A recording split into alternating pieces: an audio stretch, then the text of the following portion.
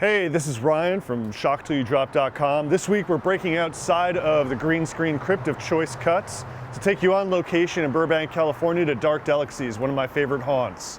Let's go inside and take a look.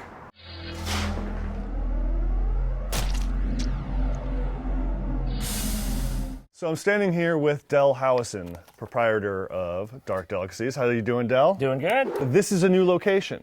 Brand new. When did you guys move into this new location? We moved in the end of May.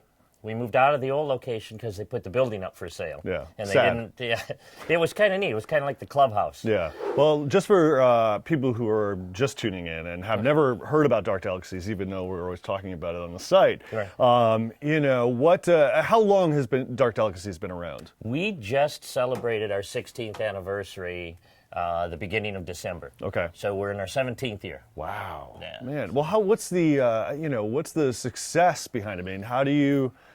I mean, obviously everybody has their ups and downs running a business, Right. but you know, what keeps this place fresh? How do you keep it fresh? I think it's a mixture of things.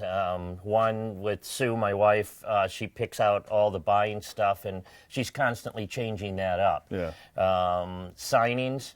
We're always trying to get new people in for signings. Like we just had Ernest Borgnine not too long ago, which was kind of fun. Yeah. So Cabby. Yeah. Escape from New York. Yeah, That's yeah. it. But so it was it's kind of fun to keep new faces, keeps people coming back. And then moving to the new location, this is our third location since we've been in existence. Each time we've grown. This time we grew by about 500 square feet. Yeah. And it changed up the way the product mix happened. And then we also partnered now with Black Phoenix Alchemy Lab. What are these potions? What's in the bottles? This Black Phoenix Alchemy Lab makes essential oil blends. Think perfumes, Yeah. but there's no alcohol like you would have in a perfume. So they actually change a little bit with your own natural oils. So people wear them, but at the same time, people started putting a couple drops in a candle or on a light bulb, and they went, maybe we should have air fresheners and bath oils. And so they've expanded a lot.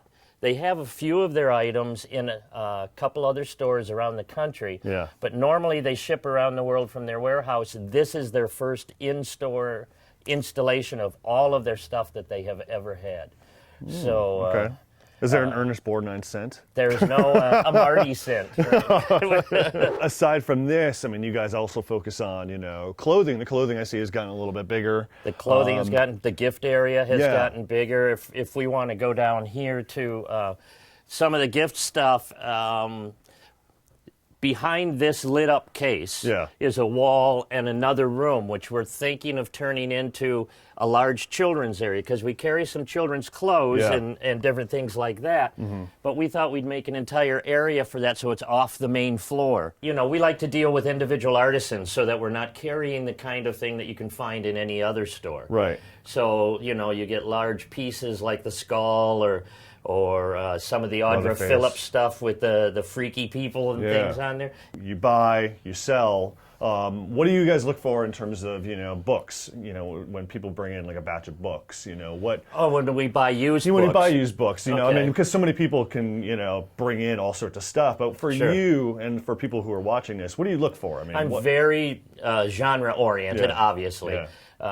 And like probably every bookstore in America, overloaded with King Kuntz and Rice books. You know? But beyond that, if it's horror, I'm probably interested in it. And then in the nonfiction area, we look at things, everything from psychic to unexplained phenomena to true ghosts to UFO to whatever. I mean, we're not exclusive. We try to be inclusive. So we try to bring as many aspects of horror and terror as we can to one spot. What are the hot spots in terms of what people look for book-wise? I mean, well, beyond the usual fiction. Yeah, well, and of course in the usual fiction, we're still, zombies are still the monster du jour right now. Yeah. Okay. And I don't think that's going to slow up at all because of... doesn't Brad Pitt have World War Z rights? Yes, and they're going to, and once that hits, it's going to keep it going, along with Frank Darabont's Walking Dead. So once it's in the media, it just goes. For as long as I've been coming here, I mean, the big years. draw, many years. The big draw is always, I think, the signings. And you had mentioned before the kind of clubhouse feel. Right. I mean, you still get that with the new location, I think. We do. We switched it up because when you walked in the old place, it was like a bookstore. That also sold gifts. And because of the area we moved into, which is really a fun walking kind of area where it's all specialty shops. The city doesn't allow any chain stores in here. As an example, we've got the Complete History Return of the Living Dead with something like 20 people from the film signing. I've got the I Spit on Your Grave signing from 78 and 2010 doing it together. Patton Oswalt's coming in. There's a lot of things that it's just a constant thing. As you know, it's almost every weekend that there's a signing. Yeah, So. but you haven't lost that, would you say that after the move, you haven't really lost that kind of clubhouse feel where guys like Darabont or Garris or, us or the horror clubs, Right. I mean, they've been coming in pretty regularly still. Oh, yeah, it's still that good. feel, that Cheers feel. Just before Christmas, Guillermo del Toro came in, did a little Christmas shopping with his wife and left, that kind of thing. So you never know who you're going to spot if you come into this joint. You Yeah. never know who's going to be lurking around the aisles. And the thing is, it's kind of like people are always bumping into each other. You know, you might see the guys from K&B run into a director, run into a writer, run into a reporter, writer, whatever it is, the actors. And they just sit around and talk because there's nobody hitting on them. Now, you yourself are a writer. Yep. I mean, you've overseen the editing of a couple of anthology books, and you also write short stories. And have you written a novel? I wrote a nonfiction book called When Werewolves Attack, which looks like it's going to make the at least the preliminary ballot for the Bram Stokers this year. Oh, so nice. That's kind of fun. It was kind of tongue-in-cheek, but written very straightforward. So you either get it or you don't, kind of thing.